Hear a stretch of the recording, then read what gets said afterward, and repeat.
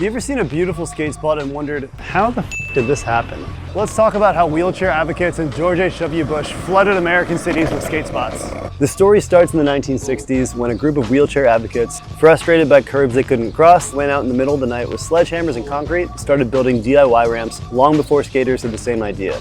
The movement grew, and skipping over decades of protests and politics, culminated in 1990 when Bush signed the Americans with Disabilities Act. This one law rewrote how buildings and streets get built in America, making the country more accessible for the disabled and for skaters. It produced hundreds of thousands of spots in 4 flavors: curb ramps, bump to bars, handrails, and kinks. Let's break them down. The ADA required a curb ramp at every pedestrian crossing in the country, new and old.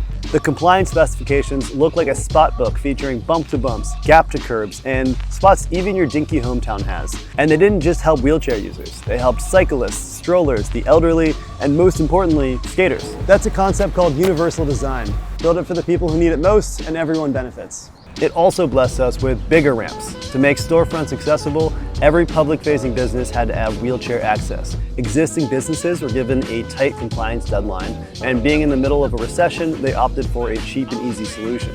The result? Hastily poured concrete ramps. George Bush walked so Tyshawn could pop. But best of all, the ADA changed the handrail landscape.